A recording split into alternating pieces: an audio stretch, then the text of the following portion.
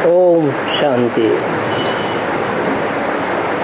आज का प्रातः क्लास है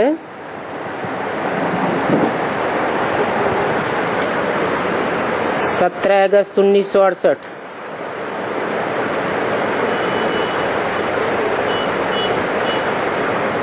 पूछा, क्या सोच रहे हो? नंबरवार पुरुषार्थ अनुसार अब हर एक जीव की आत्मा अपने ऊपर वंडर खा रही है कि पहले हम क्या थे, किसके बच्चे थे,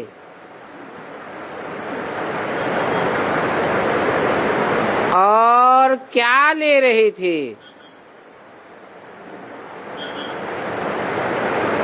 अभी हम क्या हैं और किससे वर्षा ले रहे हैं। पहले हम क्या थे, अब क्या हैं, फिर कैसे हम भूल गए। हम सतो प्रधान दुनिया में सारे विश्व का मालिक थे और हम बहुत सुखी थे। फिर हम सीढ़ी उतरे, रावण आया, गोया हमारे ऊपर फागी आ गई, जो कि हम रचयिता और रचना को भूल गए। फागी में मनुष्य रास्ता मुझ जाते हैं ना, तो हम भी भूल गए कि हमारा घर कहाँ है, हम कहाँ के रहने वाले थे। अभी बाप देख रहे हैं हमारे बच्चे आज से 5000 वर्ष पहले राजभाग पा चुके थे और बड़े आनंद मौज में थे।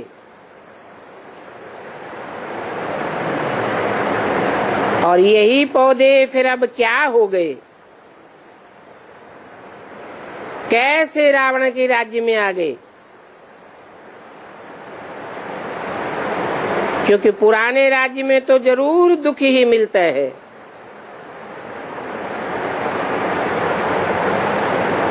रावण राज्य में तुम कितने भटकते रहे,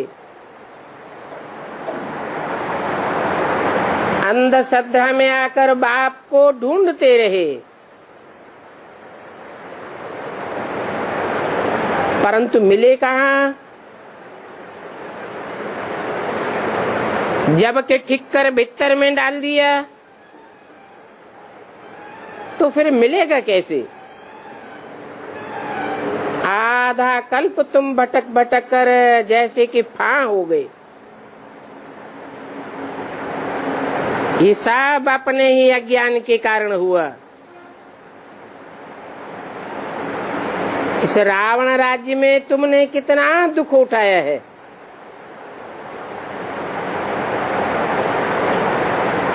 सारा भारत भक्ति मार्ग में कितना गरीब बनता गया।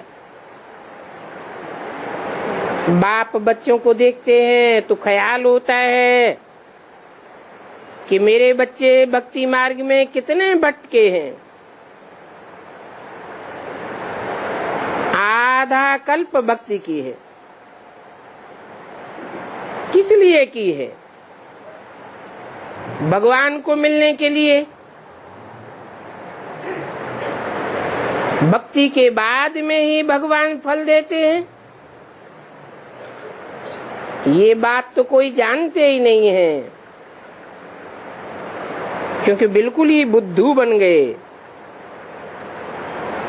तो ये अभी ये सब बातें बुद्धि में आनी चाहिए। हम क्या थे, फिर कैसे राजभाग किया,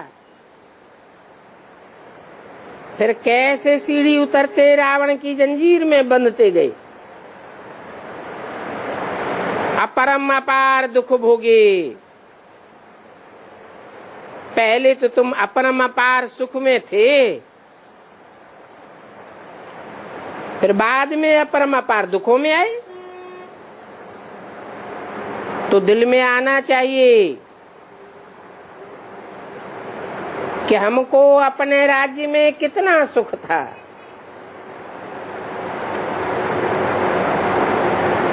अभी हम पराये राज्य में हैं तो कितने दुखी हैं। अपना राज्य अर्थात स्वराज्य, स्व आत्मा को कहा जाता है।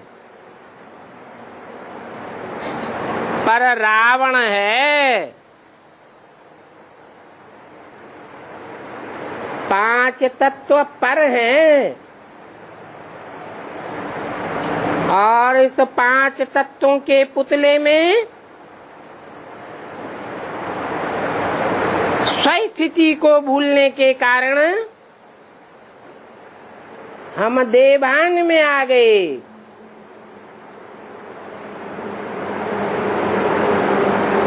तो पर के वशीभूत हो गए। ये 5 विकार पर हैं, 5 तत्व ये पर हैं अर्थात पराये हैं, अपनी चीज नहीं है।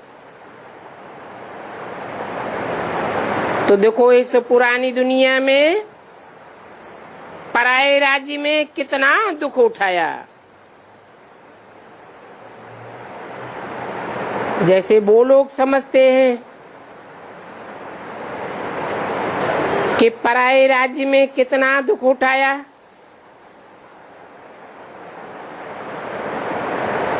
वास्तव में पहले थे तो बहुत अच्छे।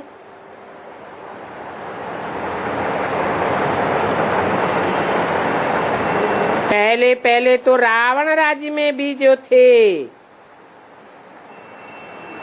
वो सतो थे, अभी वो भी तमो बन गए। अभी तुम बैठे हो, अंदर में ये ख्याल चलना चाहिए कि पहले हम कौन थे, किसके बच्चे थे। बाप ने हमको सारे विश्व का राज्य दिया, फिर कैसे हम रावण राज्य में जकड़ गए। कितने दुख देखे और कितने कितने गंदे गंदे काम किए। ये सृष्टि दिन प्रतिदिन और ही गिरती जाती है।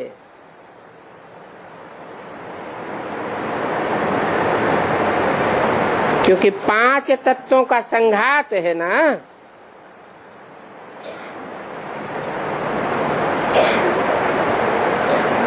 आत्माएं यहाँ की रहने वाली नहीं है। आत्माएं तो आत्मलोक की रहने वाली है।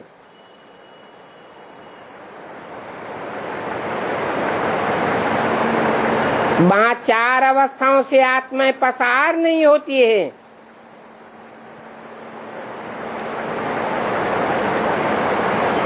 सतयुग त्रेता में तुम भी सात्विक स्टेज में थे।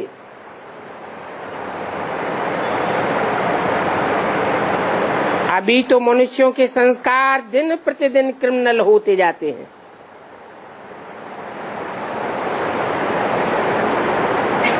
तो ये बात बच्चों की स्मृति में आनी चाहिए कि क्राइम कहाँ से शुरू होता है। देभान में आने से क्रिमिनल बने। बाप देखते हैं कि ये पौधे पहले पवित्र थे, जिनको राज भाग दिया था, बाद में ये मेरे ऑक्यूपेशन को ही भूल गए।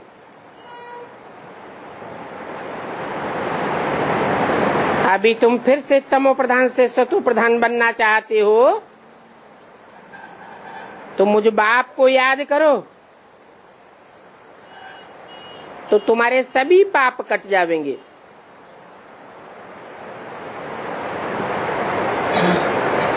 परंतु याद नहीं कर सकते हैं, बार बार कहते हैं बाबा हम भूल जाते हैं। रावण ने देवान में जकड़ लिया है ना। अरे तुम याद नहीं करोगे तो पाप कैसे कटेंगे? याद करना है उसको जो सदा निष्पाप है, सदा शिव कहा जाता है। तामसी तन में आता है तो भी निष्पाप है।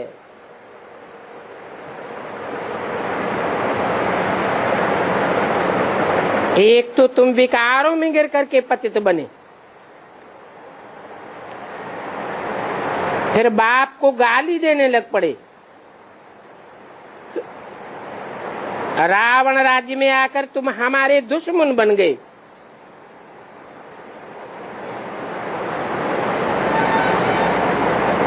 ऐसा क्यों हुआ? क्योंकि तुम माया के संग में आ गए। माया 5 विकारों को कहा जाता है, अर्थात कामियों, क्रोधियों, लोभियों, मोहियों और अहंकारियों के संसर्ग संपर्क में आ गए। फिर तुम इतना गिर पड़े कि जिसने तुमको आसमान पर चढ़ाया उसको तुमने ठीक कर भीतर में डाल दिया।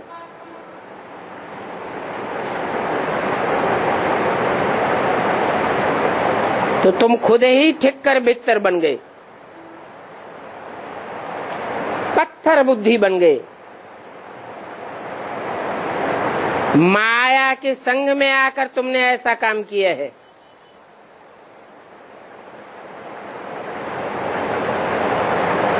तुम्हारी बुद्धि में आना चाहिए। एकदम पत्थर बुद्धि तो नहीं बनना चाहिए ना। बाप रोज रोज कहते हैं, मैं तुमको फर्स्ट क्लास पॉइंट सुनाता हूँ। जैसे बॉम्बे में संगठन हुआ,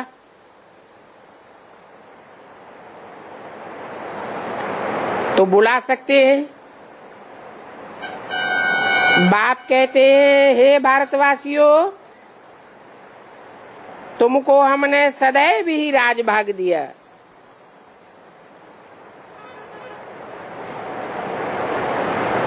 तुम भारतवासी आदि सनातन देवी देवताएं स्वर्ग में थे,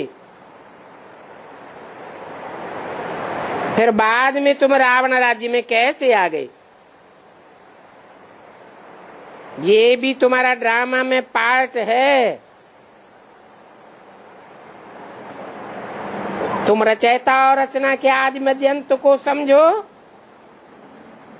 तो अभी भी ऊंच पद पाए सकते हो। मेरे को याद करते रहेंगे तो तुम्हारे विक्रम विनाश होंगे।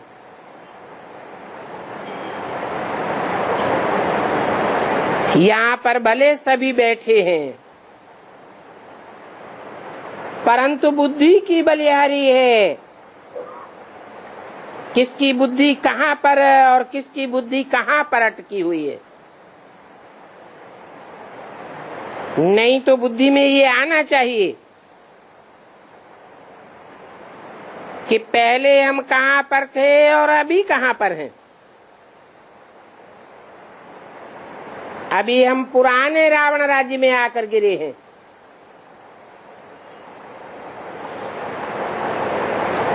तो कितने दुखी हो गए।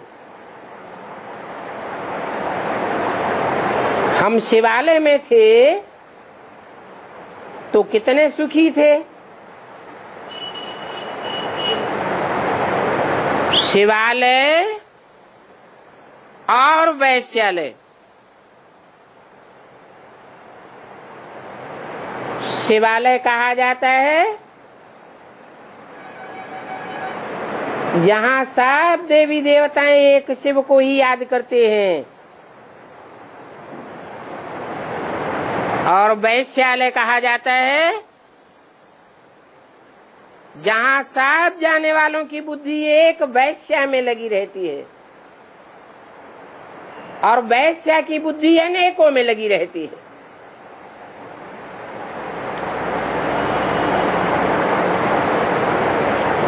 तो जैसा संग वैसा रंग लग जाता है।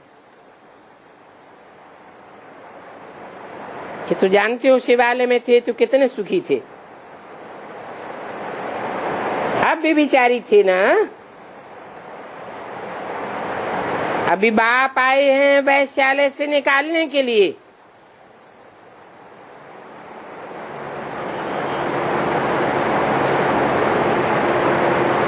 तो भी निकलते नहीं हैं। बाप बार बार पूछते हैं तुम शिवालय में चलोगे? सोच लो, फिर वहां ये बिख नहीं मिलेगा।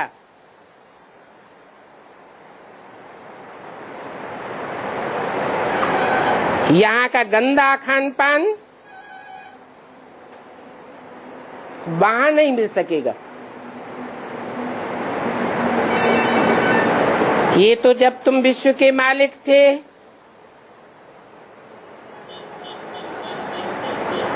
तो कितना ऊंच खान पान रहन सहन था। फिर अभी तुम कहाँ पहुंच गए?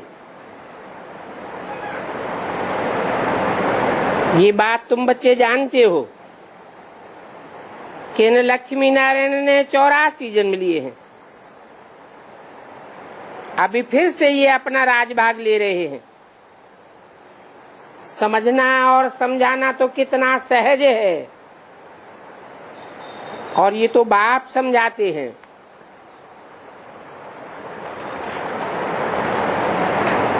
ये भी जानते हैं कि सब बच्चे सर्विसेबल नहीं हैं।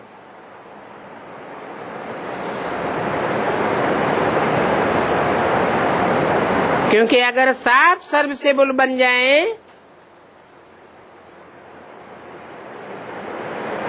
तो सबको राजधानी में उच्च पद मिलना चाहिए।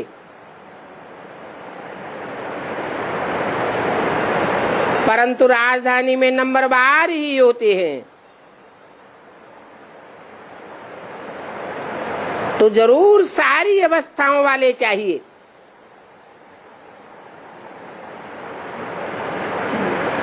राजाएं भी चाहिए, रानियां भी चाहिए,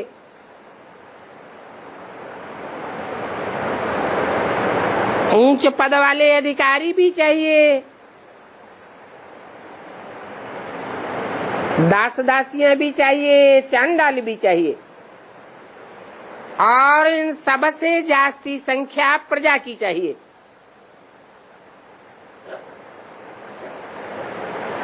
तो कोई भी आवे तो समझाना चाहिए हमको फिर से श्रीमत पर राजधानी स्थापन करनी है। 5000 वर्ष पहले भी हमने ये राजधानी स्थापन की थी।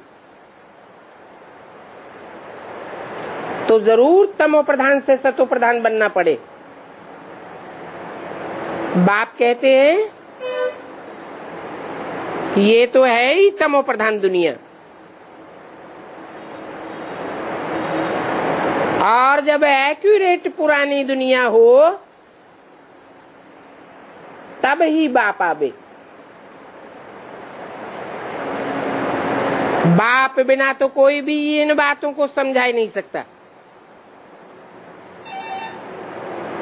भगवान इस रथ में हमको पढ़ा रहे हैं। ये बात भी याद बनी रहे तो भी बच्चे बहुत खुशी में रह सकते हैं। समझना चाहिए अभी हम ईश्वरीय संप्रदाय हैं, फिर हम दैवी संप्रदाय बनने वाले हैं।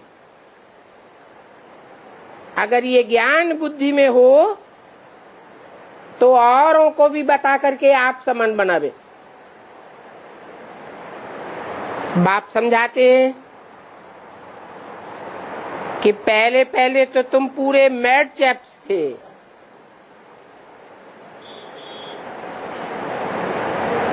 कितनों की बुद्धि में से अभी भी बंदरों का पागलपन जाता ही नहीं है। ऐसे क्रिमिनल कैरेक्टर बन गए हैं कि सुधरते ही नहीं है। और उसमें भी आंखों की क्रिमिनलिटी तो निकलती ही नहीं है। एक तो है काम विकार की क्रिमिनलिटी, बड़ा मुश्किल से छूटती है। फिर साथ में और भी 5 विकार हैं। क्रोध की भी क्रिमिनलिटी कितनी भारी है, बैठे बैठे भूत आ जाता है। तो ये क्रिमिनलिटी हुई ना। सिविलाइज तो कोई हुआ ही नहीं है। तो बोलो नतीजा क्या होगा? जरूर 100 गुना पाप चढ़ता जाएगा।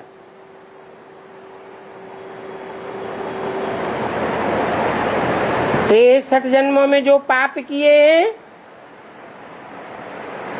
उनका 1 गुना बोझा चढ़ता था। और अभी बाप आए हैं, बच्चे अंजाम भी करते हैं।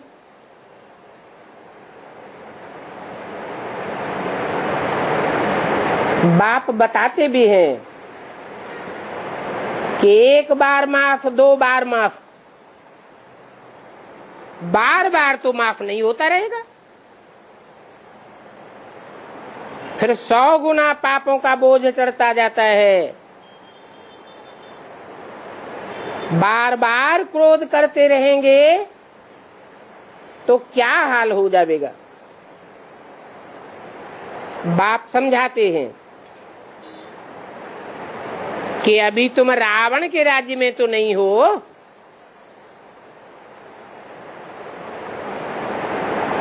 है? अभी रावण के राज्य में नहीं है।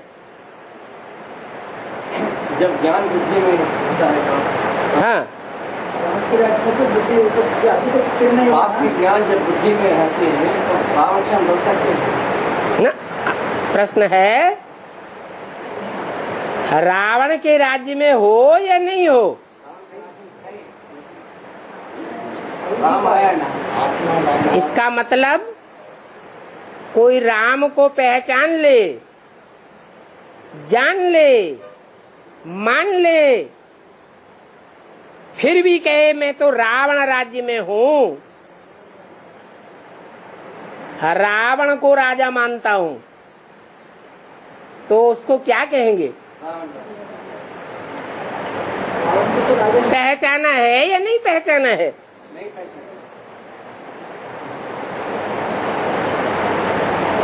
बाप तो कहते हैं तुम तो ईश्वर के पास बैठे हो, नाम ही है ईश्वर। ईश माने शासन करने वाला, बर माने श्रेष्ठ ते श्रेष्ठ।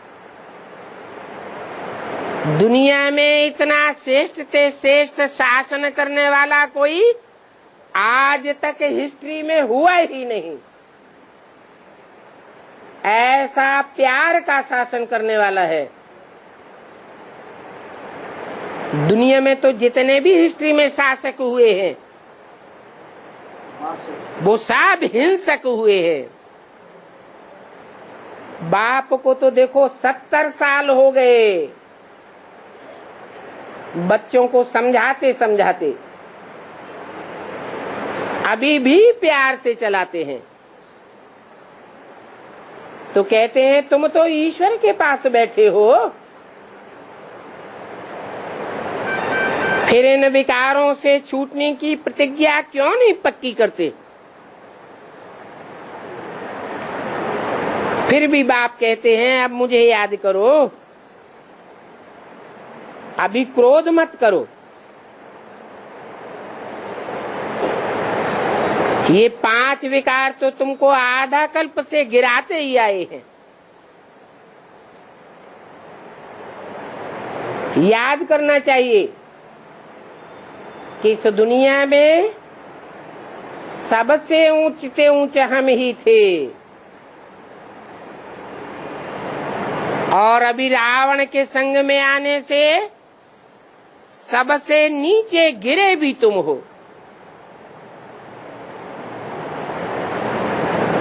इन कामियों ने, क्रोधियों ने, लोभियों ने, मोही और अहंकारियों ने तुमको गिराया है। तुम तो पहले देवता थे, तुम्हारे में शुरू से ये 5 विकार नहीं थे। बाद में संग के रंग में आए हो, तो इन 5 भूतों ने तुमको गिराया है।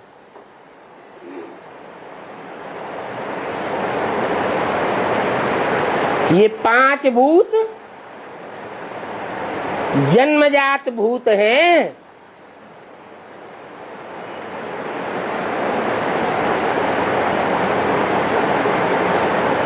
कब से आए?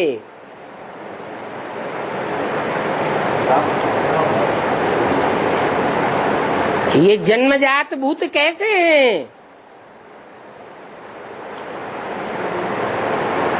कौन है वो निमित्त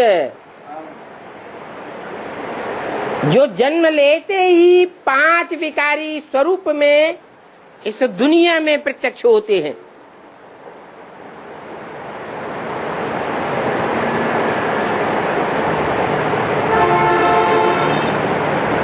पहला है काम का भूत।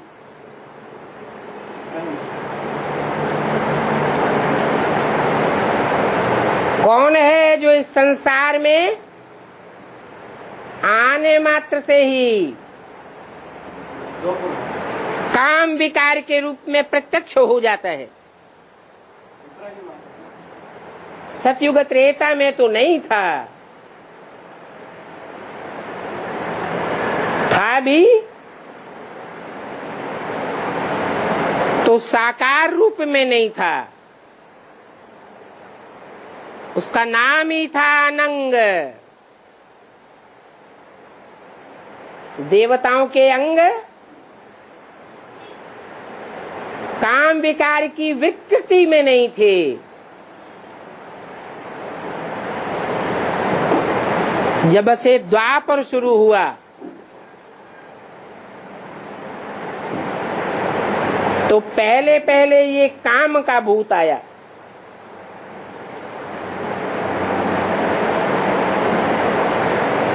और आते ही संग का रंग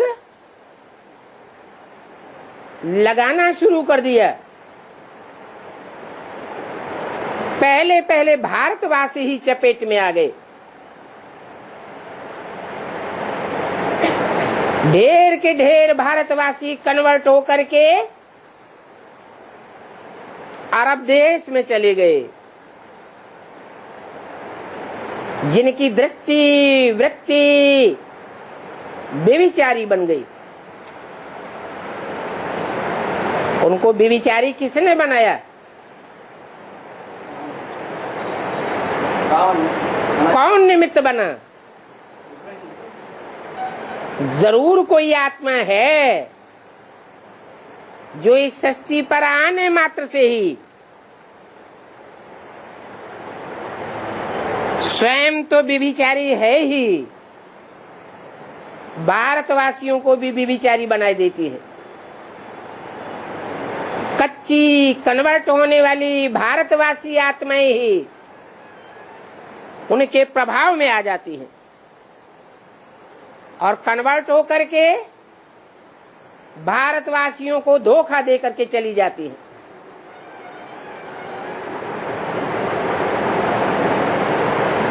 इन 5 भूतों में ये है मुख्य भूत।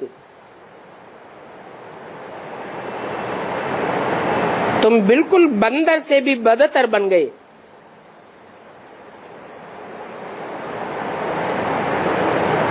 कल तो तुम पूरे बंदर थे,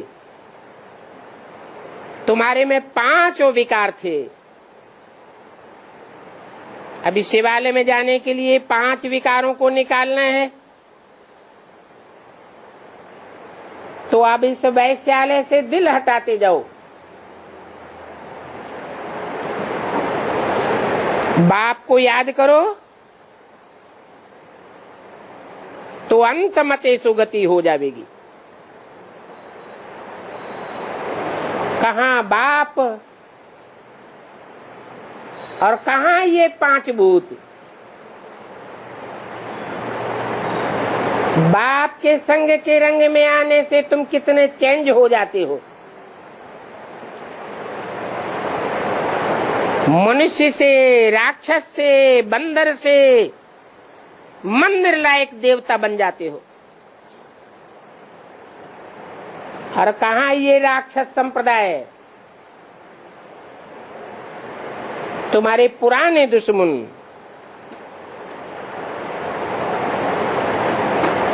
अभी तुम बाप को याद करेंगे तो बाप के घर पहुंच जाएंगे।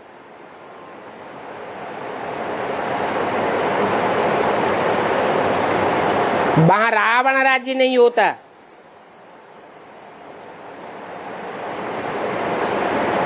सदैव एक रस स्थिति रहती है। तुम शांत स्वरूप आत्मा थे। बाप के सिवाय उस शांति धाम जाने का रास्ता और कोई भी बता ही नहीं सकता। ये गुरु आदि लोग जो अपने को परमात्मा कहलाते हैं, उनको हिरण्यकश्यप कहा जाता है। हिरण्य अर्थात सोने जैसी सच्ची सच्ची आत्माओं के काश्य को, अर्थात तेज को, पवित्रता को पीने वाले है। इसलिए हिरण्यकश्यप कहा जाता है। अपने आप को भगवान समझते हैं।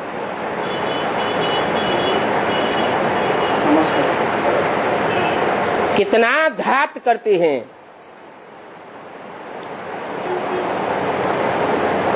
बड़े से बड़े हिरण्यकश्यप वो हैं जो अपन को भगवान कहलाते हैं। वो हैं सबसे बड़े दैत्य।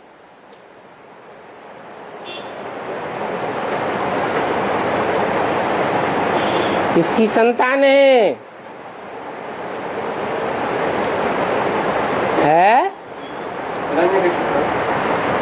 दिति की संतान दैत्य।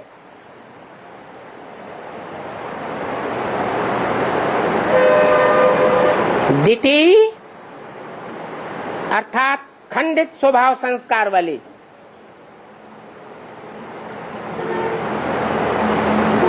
तुम कह सकते हो ये बड़े से बड़े दैत्य हैं। मम्मा ने जब इनको पत्र लिखा था उस पत्र में शायद ऐसे ऐसे अक्षर थे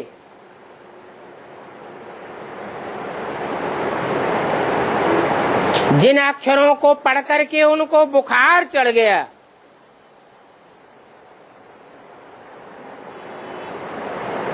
मम्मा ने बात तो ठीक लिखी हुई थी।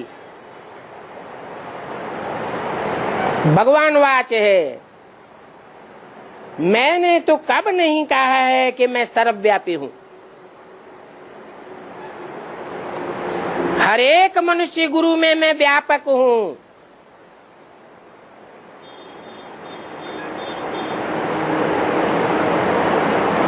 मैं तो एक हूं और एक व्यापी ही हूं। एक ही मुकर्रर रथ में संसार में प्रत्यक्ष होता हूं। उसके बावजूद भी उस रथ के द्वारा मैं कभी नहीं कहता हूं कि मैं भगवान हूं, मैं शिव हूं, मैं गीता का भगवान हूं, ब्रह्मा हूं।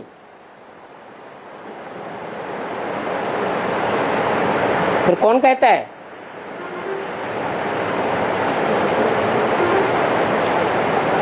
पहले पहले कौन कहता है इस संसार में कि मैं ब्रह्मा हूं, मैं कृष्ण हूं, मैं शिव हूं? कौन कहता है? न कोई प्रूफ, न कोई प्रमाण। भक्ति मार्ग में भक्त लोग हर एक गुरु के पीछे तालियां बजाते रहते हैं, सत्य वचन महाराज बोलते रहते हैं। भक्ति मार्ग है ही अंधश्रद्धा का मार्ग। प्रूफ प्रमाण तो कुछ भी नहीं। तुम बच्चे तो हो बुद्धिमान बाप के बुद्धिमान बच्चे, बिना प्रूफ और प्रमाण के कोई बात मानने के लिए तैयार नहीं होते हो। अभी तुम जानते हो कि मैं सर्वव्यापी नहीं हूं। मैं तो एक व्यापी होकर आता हूं। मैंने ही राजयोग सिखाया है और कहता हूं कि राजयोग से तुम बच्चों को नंबरवार विश्व का मालिक बनाता हूं। जब एक बार मालिक बन जाते हो तो वहां इस राजयोग की, इस ज्ञान की दरकार ही नहीं रहती। मनुष्य से सदैव के लिए तुम देवता बन जाते हो। अर्थात तुम बाप का वर्षा पाए लेते हो। सूर्यवंशी चंद्रवंशी वर्षा पाए जाते हो। सन्यासी तो इन बातों को जानते ही नहीं हैं, तो बाप ही जानते हैं। जो जानते हैं वो तुम बच्चों को बताते हैं। और इसमें कोई भी हठ योग आदि की बात नहीं है। सिर्फ कहते हैं अपन को आत्मा समझो, इस देह को भूलते जाओ। देह 5 तत्वों का पुतला है। 5 तत्व जड़ होते हैं। तुम जड़ नहीं हो, तुम तो चैतन्य आत्मा हो। तो अपने चैतन्य स्वरूप को जानना चाहिए ना। उसे याद में टिकना चाहिए ना। तुम घड़ी घड़ी अपने को शरीर क्यों समझते हो? शरीर समझते हो, देह भान में आते हो तो देह के सुखों की ओर बुद्धि दौड़ती है। अभी तुमको तो अतीन्द्रिय सुख पाने वाला बनना है। इन इंद्रियों के सुखों की ओर जब तक दौड़ते रहेंगे तब तक अतीन्द्रिय सुख की महसूसता नहीं होगी। तो प्रैक्टिस करनी चाहिए कि मैं ज्योति बिंदु चैतन्य आत्मा हूँ। मैं 5 तत्वों का पुतला देह नहीं हूँ। देह समझने से वे ज्ञान नहीं उठा सकेंगे।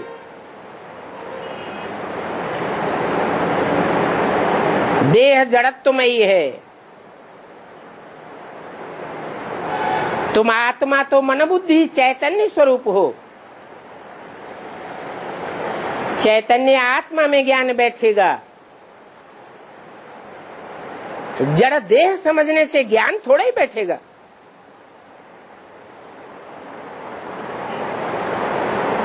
नहीं समझते हैं तो कहेंगे ये भी भावी। अभी तुम समझते हो, पहले हम रावण राज्य में थे, अभी फिर से राम राज्य में जाने के लिए पुरुषार्थ कर रहे हैं। क्या कर रहे हैं? पुरुषार्थ। देहार्थ नहीं, शरीरार्थ नहीं। ये शरीर इस एक जन्म के लिए है। पुरुष आत्मा को कहा जाता है। पुरु माने पूरी,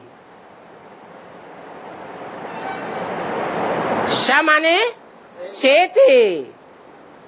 इस शरीर रूपी पुरी में शयन करने वाली, आनंद लेने वाली, सुख भोगने वाली आत्मा है। उसे पुरुष कहा जाता है। तो आत्मा के लिए तुम जो कुछ करते हो वो तुम्हारी अनेक जन्मों की कमाई होती है। इस देह के लिए जो भी करते हो वो सिर्फ कितने जन्म के लिए? एक जन्म के लिए होता है।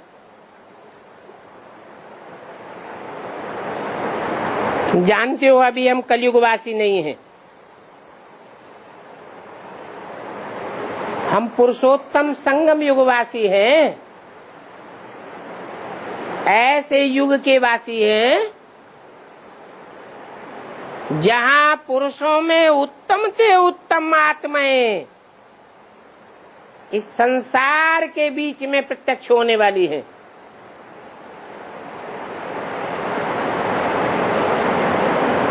उन उत्तम उत्तम आत्माओं के बीच में हमारा कौन सा उत्तम स्टेज है, हमारा कौन सा नंबर है, ये बात बुद्धि में आनी चाहिए। बल तुम अपने घर में भी रहो, नहीं तो इतने सारे बाप के पास कहाँ आकर रहेंगे। ब्राह्मण बनकर भी ब्रह्मा के पास सब नहीं रह सकते हैं। रहना भी अपने अपने घर में है और बुद्धि से समझना है कि अभी हम शूद्र नहीं हैं, हम तो ब्रह्मा की औलाद ब्राह्मण हैं। अभी हम शूद्रों की दुनिया से धीरे धीरे अपने को डिटैच करते जाते हैं,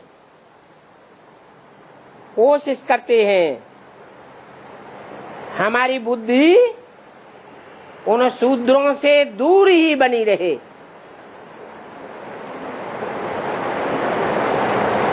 उनके साथ में रहेंगे तो कुछ न कुछ खिचपिच होती रहेगी।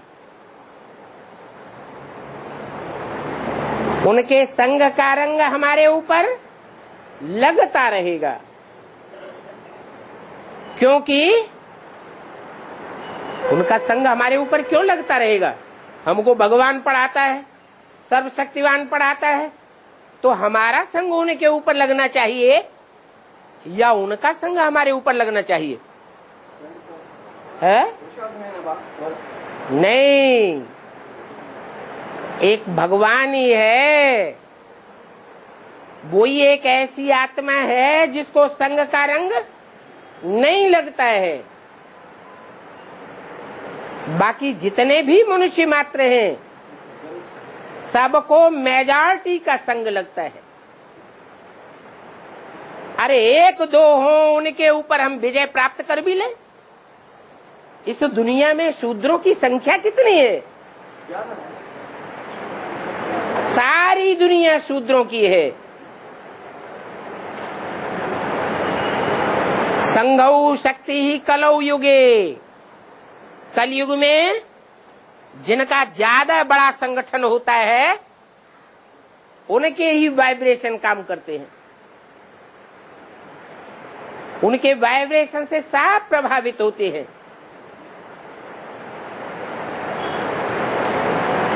तो फिर हमको भी पुरुषार्थ करना चाहिए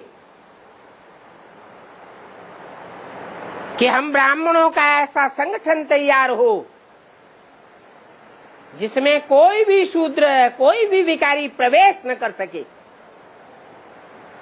बाप कहते भी हैं, आगे चल करके तुम ब्राह्मण बच्चों का ऐसा परिवार तैयार हो जाएगा जिसमें एक भी विकारी पांव भी नहीं रख सकेगा।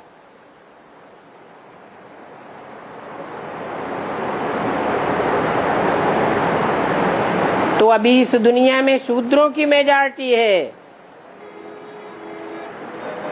तुम ब्राह्मणों को अपनी दुनिया ही तैयार करनी चाहिए। तुम ब्राह्मण अभी इस दुनिया में माइनॉरिटी हो, वो शूद्र तो मेजॉरिटी है। इतने बड़े शरीर में चोटी का हिस्सा तो बहुत छोटा होता है और तुम तो ब्राह्मण चोटी हो।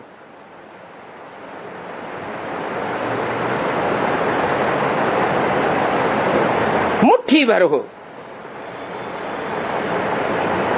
तो घर गृहस्थ में रहते हुए शरीर निर्वाह धंधा आदि करते हुए भी अपनी मन बुद्धि को एकाग्र रखना है। इसके लिए सिर्फ अपन को आत्मा समझो और बाप को याद करो। सोचो पहले हम क्या थे जब बाप के संग के रंग में थे, और अभी हम क्या बन गए हैं जबकि दैत्यों के संग में आ गए हैं। अभी हम पुराने राज्य में बैठे हुए हैं, अभी फिर बाप हमको ले जाते हैं नए राज्य में। तो गृहस्थ व्यवहार में रहते हुए वो अवस्था जमानी है। तुम बच्चों की नंबरवार अवस्था जमेगी, फिर छटनी होगी, छांटा छूटी होती रहेगी। मालाएं तैयार तो होंगी ना। कोई कोई होंगे अच्छे अच्छे पुरुषार्थी जो निकल आवेंगे। शुरू में कितने बड़े बड़े झाड़ आए, फिर उनमें से कोई कोई ठहरे, बाकी तो सब चले गए। तुम्हारी बुद्धि में है कि हम भी पहले अपने राज्य में थे, अभी हम कहाँ आकर के पड़े हैं? फिर हम अपने राज्य में जाते हैं। हमने 84 का चक्र लगाया, अभी फिर वर्ल्ड की हिस्ट्री ज्योग्राफी रिपीट होती है। तुम देखते हो, कहते हो बाबा फलाना बहुत अच्छा रेगुलर बच्चा था, फिर अभी आता ही नहीं है। नहीं आते हैं, गोया विकार में गिर पड़े।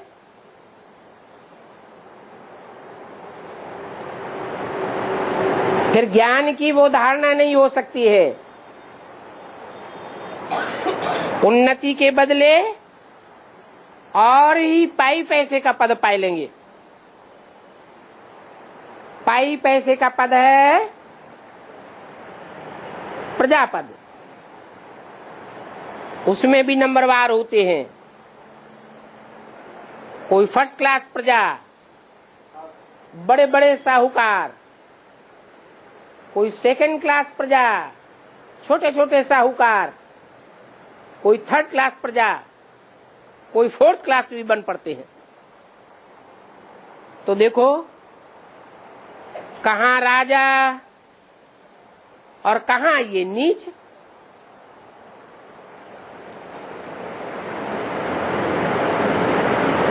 जो प्रजापद वाले होते हैं उनको राजा की भरी ढोनी पड़ती है।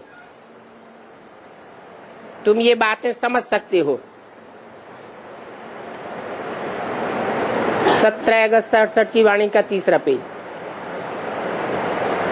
ये तो जानते हो कि नई दुनिया में भी सुख तो होता ही है,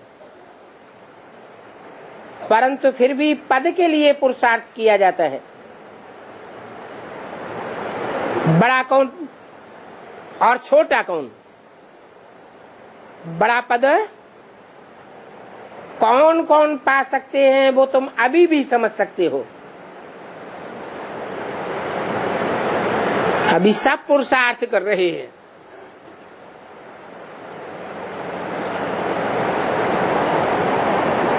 किंग महेंद्र वाला वो भी पुरुषार्थ कर रहा है।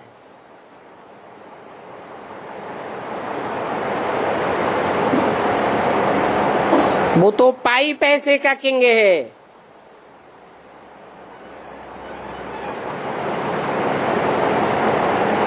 और ये तो सूर्यवंशी राजधानी में जाने वाला है।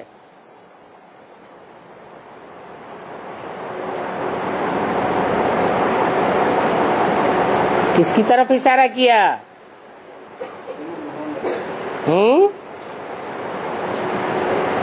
पुरुषार्थ ऐसा है जो कि विजयमाला में जा सकता है।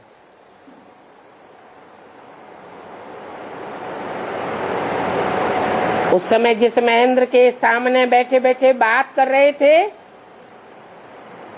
वो आगरे का महेंद्र तो अभी शरीर छोड़ गया।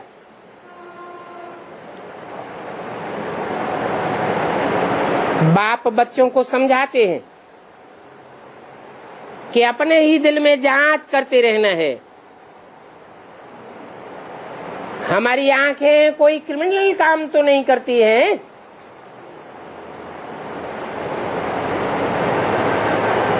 कुछ न कुछ क्रिमिनल काम होता ही रहता है।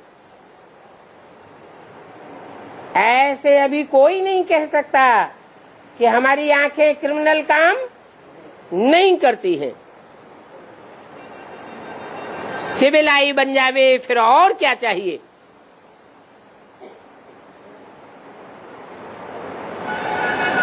बल विकार में नहीं जावेंगे, परंतु फिर भी आंखें कुछ न कुछ धोखा देती रहेंगी जब तक कि कर्मातीत अवस्था हो जावे। नंबर 1 ये काम की क्रिमिनल आई बहुत खराब है, इसलिए ही नाम है क्रिमिनलाइज्ड, सिविलाइज्ड। बेहद का बाप बच्चों को जानते हैं कि ये कितना क्रिमिनलाइज्ड है, कितना सिविलाइज बना है। ये बच्चा क्या क्या काम करते हैं कितनी सर्विस करते हैं, ये जानते हैं कि इनकी क्रिमिनल आई अभी तक गई नहीं है। बाप के पास तो साहब के गुप्त समाचार आते रहते हैं, आगे चल करके और भी एक्यूरेट बताते रहेंगे।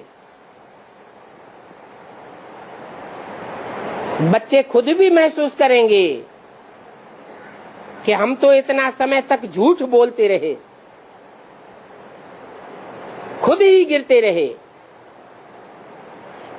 ज्ञान पूरा बुद्धि में बैठा नहीं है, तो बाप से भी छुपाने की कोशिश करते हैं। आगे चल करके समझते जाएंगे कि क्या कारण बना जो हमारी अवस्था बनती नहीं है। बाप से हम छुपाते रहे। ऐसे बहुत ढेर के ढेर हैं जो छुपाते ही रहते हैं। नहीं तो इस रूहानी सर्जन से अपनी बीमारी छुपानी नहीं चाहिए, सच सच बता देना चाहिए कि हमारी बुद्धि कहां कहां जाती है।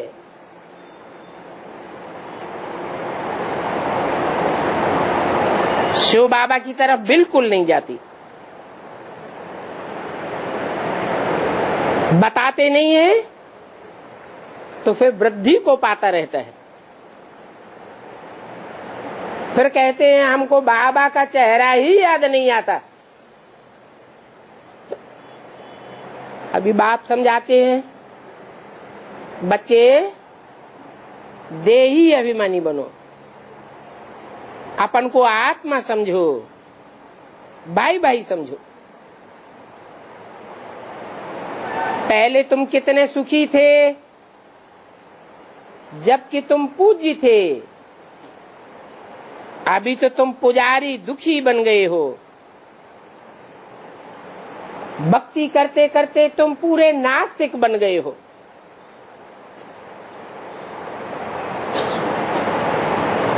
नास्तिक अर्थात जिसकी कोई परास्था नहीं टिकी, भक्ति में बुद्धि भागती रहती है। बुद्धि को ठिकाना ही नहीं मिलता, क्योंकि सर्वव्यापी का ज्ञान फैला हुआ है। कहां कहां बुद्धि भागती रहती है। एक व्यापी का बुद्धि में ज्ञान बैठे तो बुद्धि एकाग्र भी बने, फिर कहेंगे आस्तिक। सब कहते हैं ये गृहस्थ आश्रम तो परंपरा से चलता चला आया है। क्या राम सीता को बच्चे नहीं थे? वहां बच्चे नहीं होते हैं क्या? अरे वो राम सीता, वो राधा कृष्ण तो है ही संपूर्ण निर्विकारी।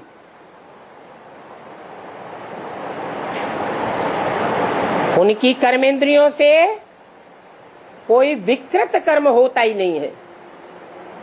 वे माने विपरीत, कार्य माने कर्म करने वाला, श्रीमत के विपरीत दुख देने वाला कोई भी इंद्रियों से कर्म नहीं होता। तो उनको विकारी कैसे कहेंगे? वहां तो भ्रष्ट आचरण करने वाली इंद्रियां काम ही नहीं करती, वहां भ्रष्टाचार की पैदाइश ही नहीं है। कहेंगे वहां विकार होता ही नहीं। वहां ये रावण का राज्य नहीं होता है।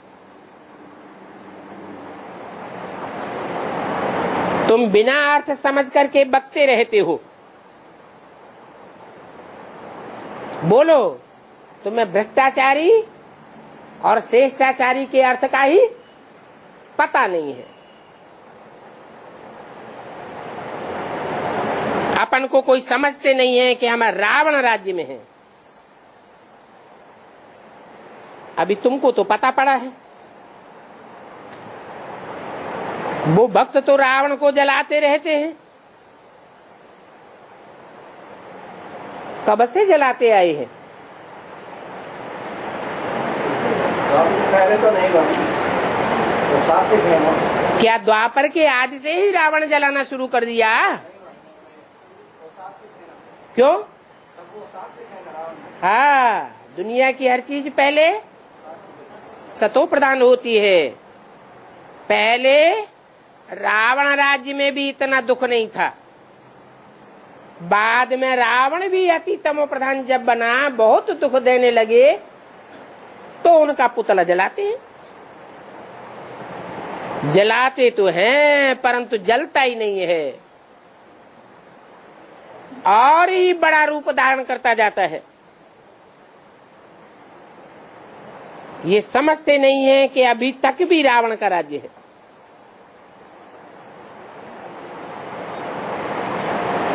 हम ब्राह्मणों के ऊपर किसका राज्य है?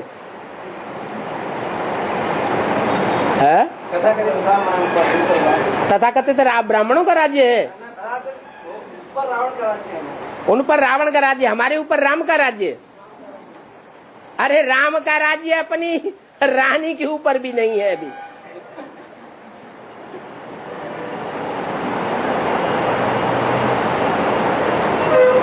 अभी सबके ऊपर रावण का राज्य है।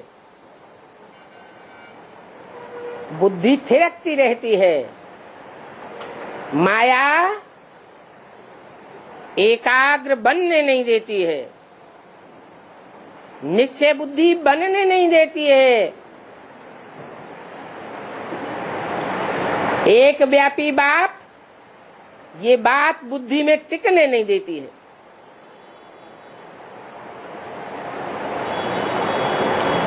इसलिए गायन है, निश्चय बुद्धि विजयते। किस बात पर विजय होती है? विकारों पर विजय महसूस होती है। अनिश्चय बुद्धि विनश्यते। अपने अपने को पहचान सकते हैं कि हमारे ऊपर अभी तक किसका राज्य है। वहां तो होता है राम राज्य, वहां रावण कहां से आया? मनुष्यों की बुद्धि बिल्कुल चट खाते में चली गई है। ये बुद्धि को चट किसने किया?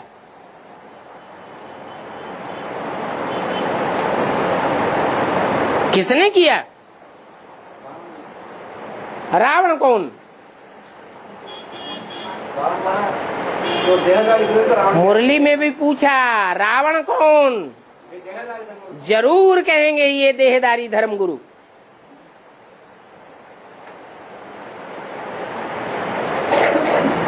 इन्होंने हमारी बुद्धि को चट खाते में डाल दिया। शिवो हम कह करके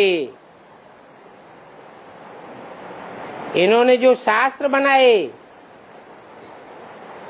उन शास्त्रों ने भी हमारी बुद्धि को भ्रमित कर दिया।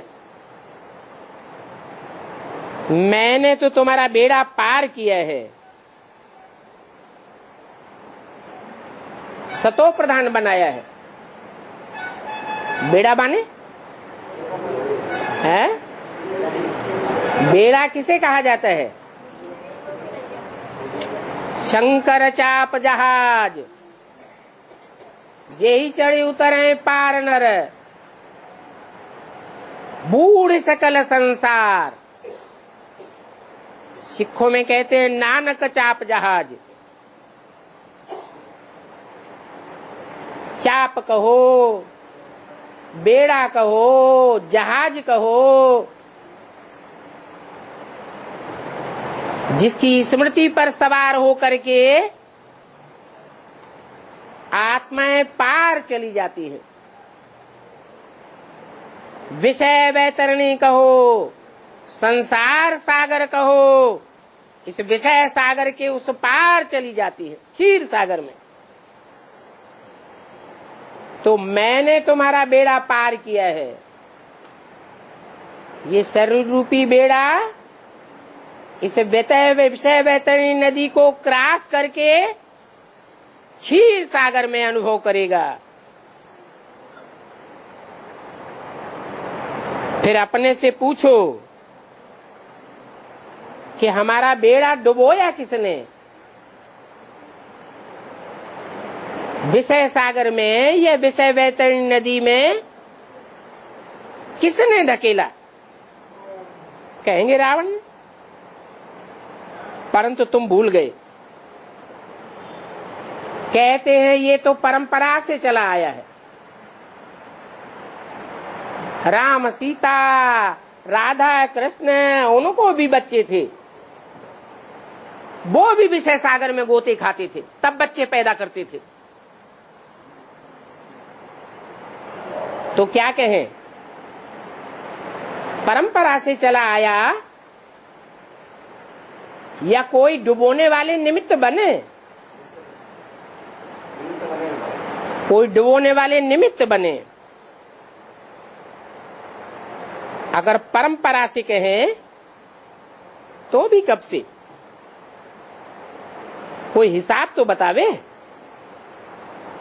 कुछ भी समझते नहीं है। बाप समझाते हैं कि मैं तो तुमको राजभाग दे करके गया था, नई दुनिया का राजभाग दे करके गया था, क्षीर सागर में ले गया था।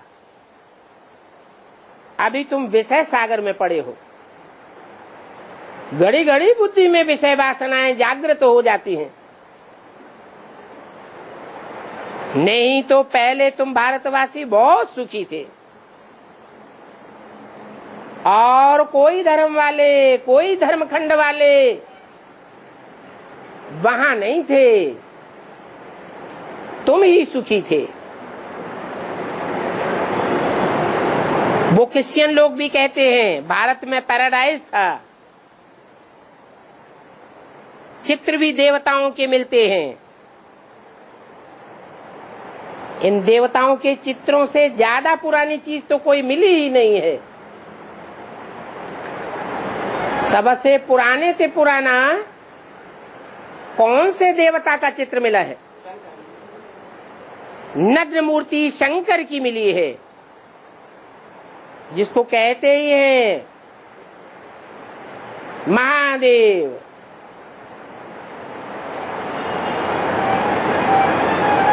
पुराने से पुराना चित्र है, पुराने से पुरानी मूर्ति है। फिर कहेंगे ये लक्ष्मी नारायण पुराने से पुराने हैं।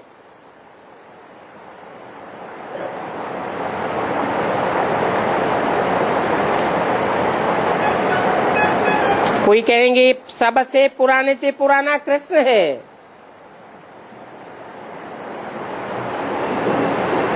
तो जरूर कहेंगे नए से नया कृष्ण होगा।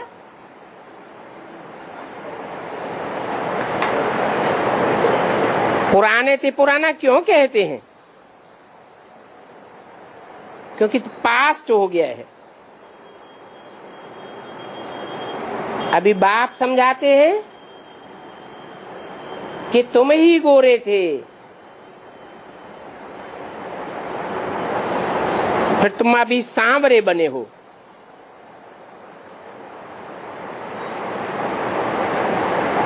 कृष्ण इतना गोरा नहीं था,